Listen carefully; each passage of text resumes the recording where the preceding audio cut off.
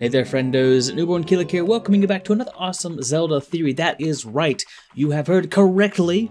It is a Zelda Theory. So we have a super awesome video for you today, and I don't want to take up too much of your time, so let's get right into this. It's already going to be kind of a long, drawn-out, confusing thing as it is. I don't need to add to that confusion. So today we are going to be talking about the potential Breath of the Wild placement on the almighty, legendary, amazing Zelda timeline. Totally not retconned timeline. In an interview with a game designer from Nintendo, name will be on screen because I've been trying to say it for about 5 minutes now and I keep messing it up. I don't want to butcher the man's name. I respect him. Trust me. You worked on Zelda, you're a good person in my book. Anywho's it's what. And in the unreleased Masterworks book for Breath of the Wild, we actually can find that he says in there that perhaps, nothing set in stone, of course, because it has to be extra cryptic, why wouldn't it be, but that perhaps Breath of the Wild is on its own separate, brand new timeline. Or it could very potentially be completely at the end. A lot of people tend to believe more of the idea that Breath of the Wild is at the end of the timeline, but there are some decent evidences that maybe Breath of the Wild is actually on its own completely unrelated timeline, and that is what we're going to get into today. Honestly, one of my favorite ideas for as to why it may be on a completely new, unrelated timeline is the use of magic in Breath of the Wild. I know you're probably thinking, there's magic just like anything else. I mean, you have Mipha can heal things, Urbosa can basically control lightning, Daruk can basically protect, himself, and Revali can make wind, and that's pretty cool. But when you look at these abilities, they almost seem more like class abilities or like racial abilities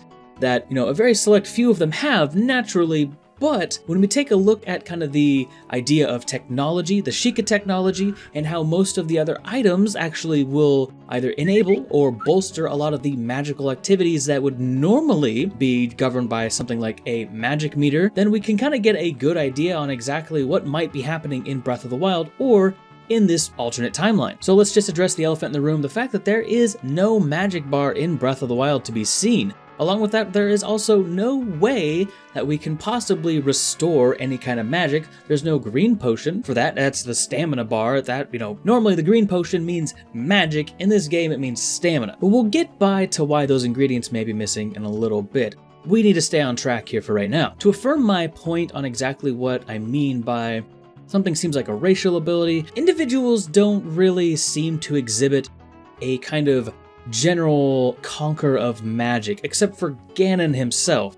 Calamity Ganon, I suppose, in this game. Calamity Ganon can do a lot of the things that you would kind of assume out of a warlock or a magic user, in that he has a very wide array of things that he can choose from. During the Blood Moon, he can essentially do a mass revive on all the evil things on the planet. That sounds like magic to me. He also has the ability to transform himself to make weapons out of basically nothing. That's borderline Fullmetal Alchemist stuff, if we're being totally honest. Even Zelda, who would essentially be Ganon's counterpart in all of this, really only has the ability to do, admittedly, her magic is not fully awakened yet, and at some point I'm sure it would be, and she would have a more general conquer of magic in Breath of the Wild, but for right now, really all she can do is just seal away Ganon, communicate telepathically, so that is, in itself, could be, sort of magic as well. And of course, I brought up the champions before. Surely Mipha's using magic, and I will admit, Mipha does kind of seem to have more of a general conquer of magic as opposed to a set ability, whereas Revali basically has the ability to make an updraft, which is enough, to enable him to fly and do these other amazing things, but the fact that he's flying himself isn't the magic. It's the fact that he has the ability to create the updrafts and essentially make him go up in the up direction, defying gravity, giving it the middle finger for basically however long he should so choose. That, to me, being a specific ability is enough for him. If you take someone like Urbosa, she basically has the ability to control lightning, and that is another one of those ideas where it seems a little bit more along the side of magic as opposed to an ability, but we never really get to see her full potential necessarily. In the cinematic where Link takes Urbosa's power, he just kind of snaps his finger and lightning strikes the ground. So does that mean that Urbosa, being someone who's naturally more talented with this kind of ability, would have the ability to, say, imbue a weapon with lightning? would be able to, you know, pull a skyward sword and just shove that blade up there and then imbue it with lightning and it's amazing? These are questions that we all have, but they're not answered, at least as far as I know. I have not played the Champion's Ballad yet. May make some of this a bit obsolete, but a vast majority of what I'm talking about still makes sense either way. Daruk is kind of a lot like Revali in that he can basically shield himself. He has one very, very strong ability, and it's what he needs, so perhaps maybe he just didn't even need to train his magic any further. He has a stonewall, rock-hard defense that just can protect him from basically anything. So what more would a Goron really need, I suppose? Going back to the idea of items actually mostly being used for magic, and this is the important part and kind of what got me the idea to do this video in the first place. Take into consideration the fire and the ice arrows. Those are, in the games, normally reserved for the use of like a magic bar. And my interpretation, at least in Majora's Mask, Ocarina of Time, was that Link is essentially taking a standard arrow, as we can see by the fact that it still deducts a standard arrow even if you use a fire arrow from your quiver. As such, if you have 0 arrows, you can't use a fire arrow because you don't have an arrow to imbue through your soul or through, you know, your being, your magical channels or whatever you want to call them. You cannot make a fire arrow without an arrow. But in Breath of the Wild, that whole kind of mechanic is replaced by an item. Not only an item, but it's not a terribly rare item, really. You can buy fire arrows, shock arrows, you can buy ice arrows in a shop. You literally find them just kind of hanging out. Wild creatures have access to these crazy powerful items in the form of lightning arrows. Lionels a lot of times will have lightning arrows. It's also implied that they're very, very skilled with them because they can kind of just shoot them straight up in the air and they hit you.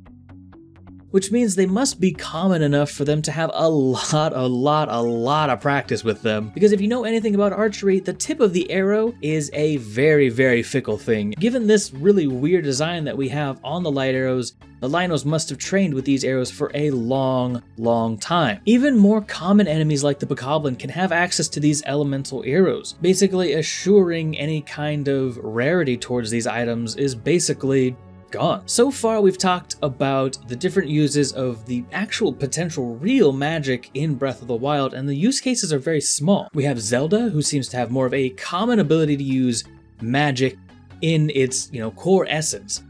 We have Ganon, who definitely has a very, very well done, you know, mastery of dark arts, dark magic. And then we kind of trickle that down to Mipha, who seems to have a more general, you know, healing kind of magic. Although realistically, when you look at a lot of these abilities, some of them do kind of reflect old style RPG cooldowns. You know, like think about if you've ever played D&D, you might have heard of the Paladin class.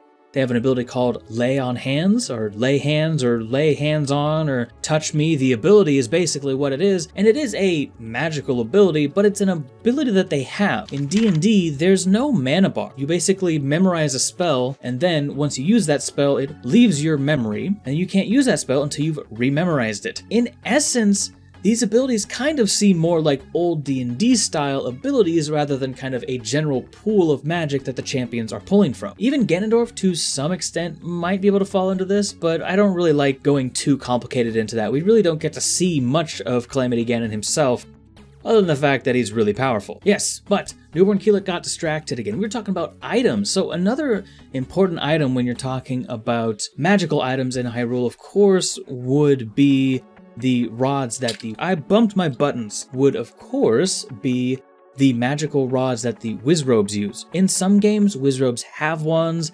In other games, they do not have wands. In Breath of the Wild, naturally, they do have wands, but they're also one of the enemies that I've never seen drop their wand. That doesn't mean it's not possible, I've just never seen it. On top of that, using the power of these wands, these Wizrobes can do some really crazy magic, like literally change the weather around them. They can make lightning storms, they can increase the temperature within a large area, so much that Link has to respect it or else he'll literally be lit on fire.